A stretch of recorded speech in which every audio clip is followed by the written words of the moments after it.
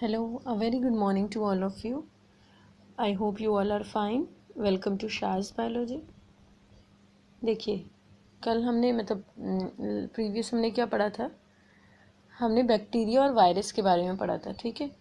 कि बैक्टीरिया क्या होते हैं, माइक्रो ऑर्गेनिज्म होते हैं, किस तरह के दिखते हैं, क्या करते हैं, बीमारियां पैदा करते हैं, सारी चीज़ें उनकी डिटेल के बारे में उनकी जितनी भी डिटेल थी हमने समझी थी, ठीक है? उसके बाद आज हम वायरस से को भी हमने कंप्लीट कर लिया था। वायरस के बाद हमारा जो लास्ट बचा था वो बचा था फंजाई एंड पैरासाइट, ठीक है? देखिए, fungi are a group of organism which are eukaryotic in nature and saprophytic in nutrition. देखिए, ये कहते हैं कि फंजाई वो ग्रुप ऑफ ऑर्गेनिज्म होता है जो यूकैरियोटिक होता है। देखिए, प्रोकैरियोटिक और यूकैरियोटिक में किस चीज़ का डिफरेंस होता है? प्रोकैरियोटिक सेल में और यूकैरियोटिक सेल में डिफरेंस जिस चीज़ का होता है वो होता है उसके न्यूक्लियस का न्यूक्लियर मेम्ब्रेन में बंद होना। जो प्रोकैरियोटिक सेल्स होते हैं उनका न्यूक्लियस जो होता है वो न्यूक्लियर मेम्ब्रेन से एनवलप नहीं होता, मतलब बंद नहीं होता। जबकि यूकैरियोटिक जो होता है उनका जो न्यूक्लियस होता है वो न्यूक्लियर मेम्ब्रेन में बंद होता है। ये बेसिक डिफरेंस है जिसपे प्रोकैरियोटिक और यूकैरियोटिक को बांटा गया। डिफरेंसेस तो और भी हैं मगर बेसिक डिफरेंस है जो आपको याद करने के रखना है, क्योंकि कोई भी इंसान इस छोटी सी चीज़ को पूछ लेता है। जब भी कभी कोई बायो की नॉलेज को टेस्ट करना चाहेगा ना, तो वो आपसे एनिमल और प्लांट सेल में डिफरेंस पूछेगा, प्रोकैरियोटिक और यूकैरियोटिक में डिफरेंस पूछेगा, ठीक है? अब सिंपल लैंग्वेज में पहले फंजाई को समझते हैं क्या होता है। देखिए, फंजाई एक तरह का फंगस होता है, फंगस कहते हैं, प्लस वो एल्गी से अलग है। एल्गी जो होती है वो बिल्कुल डिफरेंट है। एल्गी जो आपने देखा ना ज़मीनों पे और आप छतों पे देखते हैं, जब बरसात का टाइम है, अभी आपको दिखेगा हरा हरा सब जम जाता है ना, तो उसे हम कहते हैं एल्गी। एल्गी के पास क्लोरोफिल पिगमेंट होता है तो वो अपना खाना खुद बनाती है, इसीलिए तो वो काई जो होती है ग्रीन ग्रीन नज़र आती है। वैसे तो और भी कलर है उसके, मगर वैसे जो हम देखते हैं हमारे आसपास वो ग्रीन नज़र आती है, और वो उसको क्या है, वो लाइट को कैप्चर करती है और अपना फूड बना लेती है, ठीक है? जबकि फंजाई जो होता है उसके पास क्लोरोफिल पिगमेंट नहीं होता। उसका न्यूट्रिशन जो है वो सेप्रोफाइटिक है। सेप्रोफाइटिक का मतलब होता है सड़ा गला खाने वाला, ठीक है? वो सड़े गली चीज़ों के ऊपर लग जाता है और लगने के बाद उसको पूरी तरह से डाइजेस्ट करता है बाहर ही, और फिर उसको इनटेक करता है अंदर, ठीक है? समझ में आ रही बात? देखिए, आपने ये चीज़ देखी होगी, आपने मोस्टली ये देखा होगा कि जो घर में अगर कहीं कोई चीज़ रख दी जाती है, जैसे अचार है, अचार में देखा होगा ना वाइट वाइट कलर का कुछ लग जाता है, मम्मी कहती हैं अचार ख़राब हो गया, वो फंगस होता है। ब्रेड को भिगो के रख दीजिए, और फिर ब्रेड को भिगो के रखने के बाद क्या होगा, आपने ब्रेड को रखा, थोड़ी देर बाद देखिएगा उसमें अजीब सा ग्रीन ग्रीन सा ब्राउन ब्राउन से पैचेस दिखने लगेंगे, वो फंगस होता है, ठीक है? चलिए, तो फंगस में फंगस यूनिसेलुलर भी होते हैं और मल्टी सेलुलर भी होते हैं, यानी एक सेल वाले भी हो सकते हैं और मल्टी सेलुलर कई सारे सेल वाले भी हो सकते हैं। सबसे कॉमन जो इन्फेक्शन होता है वो होता है रिंग वर्म। आपने सुना होगा ना कि वो दाद हो गया है, वो बहुत ऐड आता है टीवी में, दाद हो गया है। तो जो दाद होता है ना वो किसकी वजह से होता है? वो फंगस की वजह से होता है, ठीक है?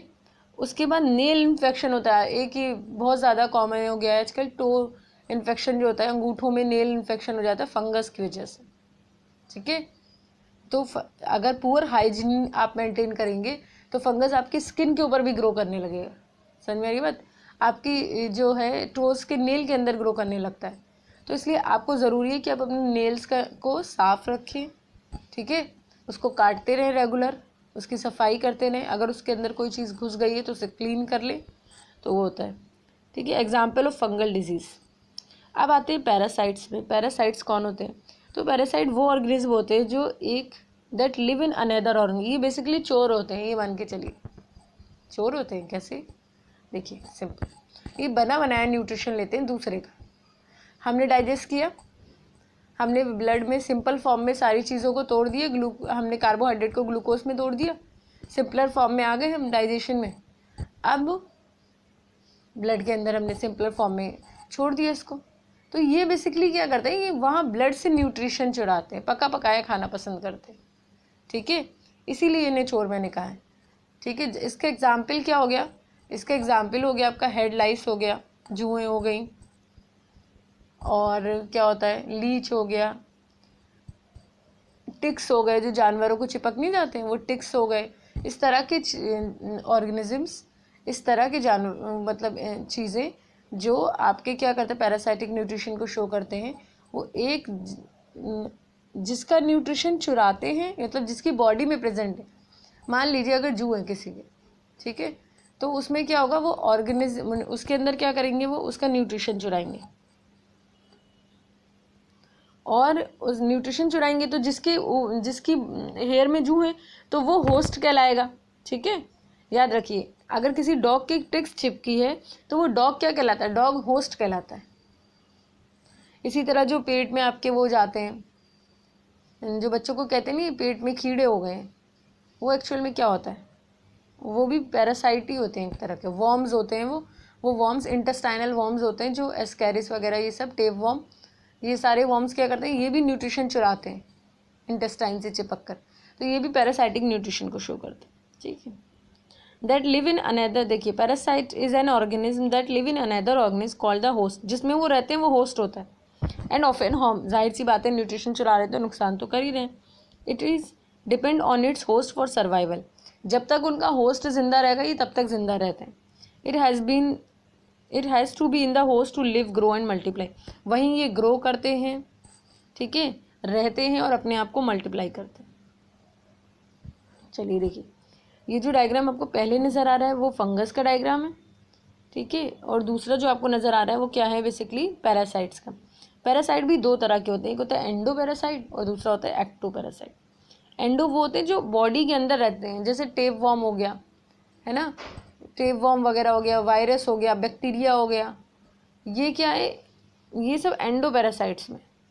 और एक्टो पैरासाइट वो होते हैं जो बाहर से न्यूट्रिशन चुराते हैं, जैसे जू हो गई, लीच हो गया, मच्छर हो गया। फीमेल मॉस्किटो लेती है ना ब्लड अपने एग को वो करने के लिए, उस एग के लिए ह्यूमन ब्लड की ज़रूरत पड़ती है। चलिए देखते हैं आगे। प्रोटोजोन डिजीजेज हो गई, ठीक है, ये कुछ जो प्रोटोजोन्स होते हैं वो बेसिकली क्या करते हैं, जैसे मलेरिया हो गया, काला अजहर हो गया, प्लाज्मोडियम हो गया, ये सारे वॉर्म डिजीजेज हो गई। ठीक है, तो प्रोटोजोआ जो होता है वो भी एक ऑर्गेनिज्म है जो बेसिकली क्या करता है, बहुत ही छोटा होता है। आप सोच के देखिए ना, जो प्रोटोजोआ, जो मलेरिया का प्रोटोजोआ होगा वो मच्छर के, जो सोचिए जो मच्छर का डंक है उससे जाता है ब्लड के अंदर। पहले तो मच्छर ही कितना छोटा, फिर उसका डंक ही कितना छोटा, फिर वो कितना छोटा, सोच के देखिए। तो वॉर्म डिजीजेज वो होती हैं जो मैंने आपको बताया ना, round warm, hook warm, elephantiasis, ये सारी बीमारी, यानी जो पैरासाइटिक न्यूट्रिशन जो चुराते हैं ना, जो पेट में जो आपके इंटेस्टाइन वगैरह में पाए जाते हैं, जो वॉर्म्स होते हैं, उनको कहते हैं। चलिए आगे पढ़ेंगे तो एकदम क्लियर हो जाएगा आपका। चलिए अब मैंने क्या करा है, बैक्टीरियल डिजीजेस सोचिए पढ़ाने की। देखिए आपकी एनसीईआरटी के अंदर तो सिर्फ इनके नाम मेंशन है, पढ़ाया नहीं गया है इनको, मगर मुझे ये लगता है ये बीमारियां आपको पता होना चाहिए। उसके पीछे रीज़न ये है कि ये बीमारियां क्यों पता होना चाहिए, क्योंकि ये देखिए आप पूरे एग्ज़ाम्स हमेशा काम आती हैं, आपकी पूरी लाइफ पूरे एग्ज़ाम में काम आएंगी।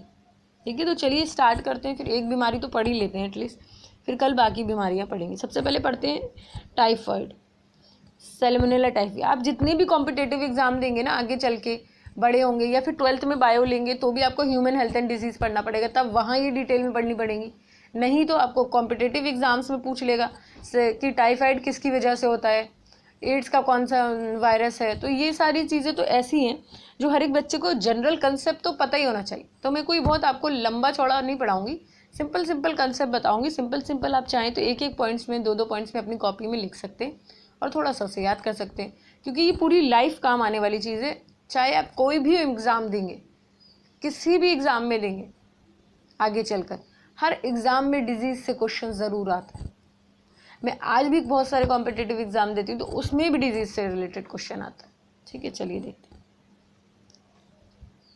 टाइफाइड, ठीक है, टाइफाइड क्या होता है, बेसिकली जो टाइफाइड बीमारी है वो कैसी होती है, वो सैल्मोनेला टाइफी की वजह से होता है। एक बैक्टीरिया होता है सैल्मोनेला टाइफी, उसमें होता क्या है, देखिए सबसे पहले क्या होता है इसके अंदर, इंसान को सबसे ज़्यादा हाई फीवर होता है, उसकी स्किन पे रैशेज आने लगते हैं, एब्डोमेन वाला, पेट वाला, नीचे वाला एरिया, पेट से नीचे वाला एरिया, ये क्या करने लगता है, फूलने लगता है, कॉन्स्टिपेशन हो जाता है, उसको टूल्स बॉडी के पास नहीं होता।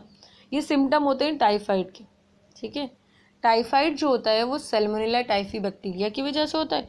और क्यों होता है भाई, सिंपल है, गंदा खाना, गंदा पानी, ऐसी जगह से खाना जहाँ पर गंदगी है, जहाँ मक्खियाँ हैं, जिस खाने पे मक्खियाँ बैठ रही हैं, वो खाना आपको बीमार कर सकता है और टाइफाइड आपको कर सकता है। देखिए, बीमारियों से बचना क्यों ज़रूरी है? क्योंकि बीमारी हमारी बॉडी को बहुत लॉस करती है, हमारा खुद का भी लॉस होता है, इमोशनली भी बहुत मतलब प्रॉब्लम होती है। फिजिकली तो जो होती है वो तो होती ही होती है, थकान, बुखार, लेटे हुए हैं, कुछ काम नहीं हो रहा है, मतलब वो सब तो नॉर्मल है।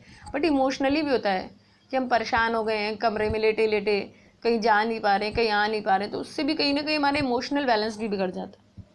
तो देखिए, टाइफाइड का समझ में आपको, अवॉइड जंक फूड, क्या चीज़ें नहीं खानी है, और मक्खी इसका बहुत बड़ा वेक्टर होती है, याद रखिएगा। मक्खी जो होती है इसका बहुत बड़ा वेक्टर है। तो आपको जंक फूड अवॉइड करना है, हाइजीन अपने आसपास अच्छी रखनी है, साफ पानी पीना है। ये वाटर बॉर्न डिजीज है, food and water borne disease. गंदा पानी और गंदा फूड, उसके कंटामिनेशन में आप आए, आपको टाइफाइड हो जाएगा। ठीक है, कंज्यूम फ्रेश फूड, हमेशा कोशिश करिए फ्रेश फूड खाने की। Avoid raw vegetables and fruits. ठीक है, जो रॉ वेजिटेबल्स होते हैं, फ्रूट्स होते हैं, उनको अच्छे से वॉश करके खाइए। बेसिकली तो वेजिटेबल्स तो बिल्कुल ही मत खाइए रॉ। फ्रूट्स तो इंसान रॉ खाता ही है, कौन पका के खाता है, मगर उसको अच्छे से क्लीन करके खाइए। ठीक है, और जहाँ भी खा रहे हैं आप, पेटीज खा रहे हैं आप, कुछ भी खा रहे हैं, XYZ कुछ भी खाते हैं, आसपास की सफाई देखा करिए कि कहीं ऐसा तो नहीं ये पता चला किसी नाली के बगल में खड़ा है जहाँ ठेला जहाँ हम खा रहे हैं, समझ रहे। किसी रेस्टोरेंट में गए तो देखिए ज़्यादा मक्खी दिख रही है क्या आपको, अगर ज़्यादा मक्खी दिख रही तो मत खाइए। तो बहुत सारी चीज़ें होती हैं।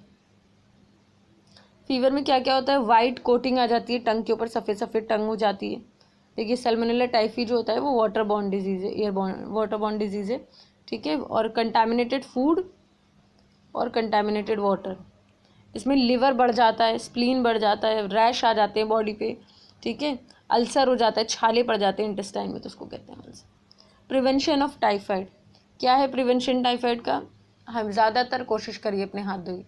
आज तो हर वक्त इंसान को अपना हाथ धोना चाहिए, बिकॉज कोरोना वायरस इतना ज़्यादा कॉमन हो गया है कि उसकी वजह से इंसान परेशान है भी।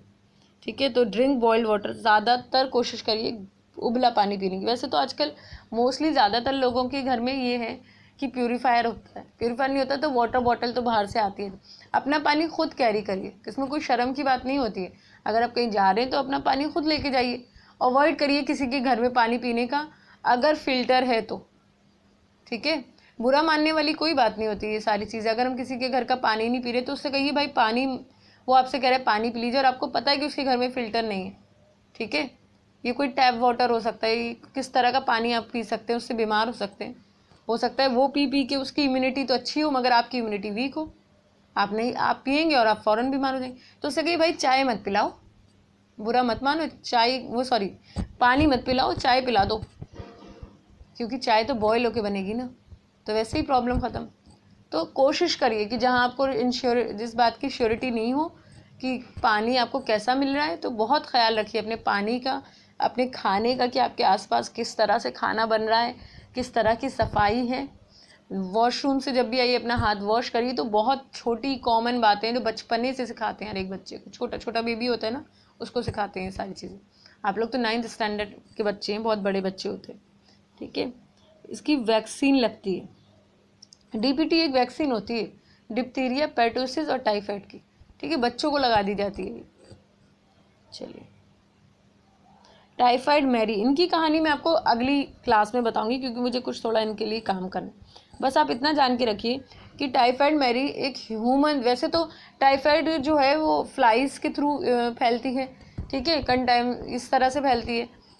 अगर कोई फीसेस के कांटेक्ट में आ जाता है किसी इंसान को टाइफाइड, और वो ओपन में जाके कहीं पे अपना टूल पास करता है, तो वहाँ पे मक्खियाँ उस टूल पर बैठेंगी, जाहिर सी बात है, फीसेस पे बैठेंगी, और वो फीसेस से मक्खियाँ जिस खाने पे बैठेंगी तो वहाँ से टाइफाइड को ले, सैल्मोनेला टाइफी बैक्टीरिया को वहाँ पहुँचा देंगी।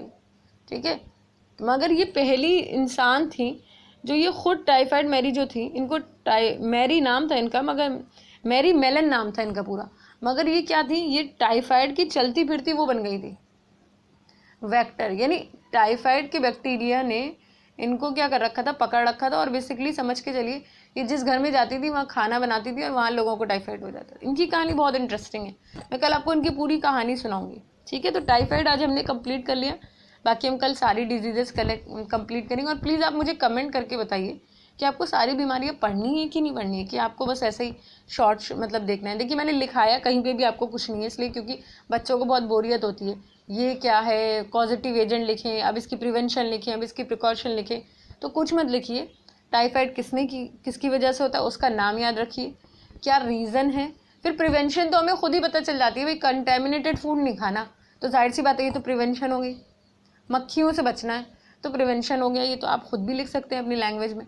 ठीक है, इसीलिए मैंने आपको इस तरह का कोई भी स्लाइड नहीं रखा जिसमें आपको लाइन बाय लाइन में डिक्टेट करूं कि हाँ ये होता है प्रिवेंशन प्रिकॉशन। ठीक है, चलिए, I hope you like my video. अगर आपको मेरा वीडियो पसंद आए तो please like share and subscribe करिए।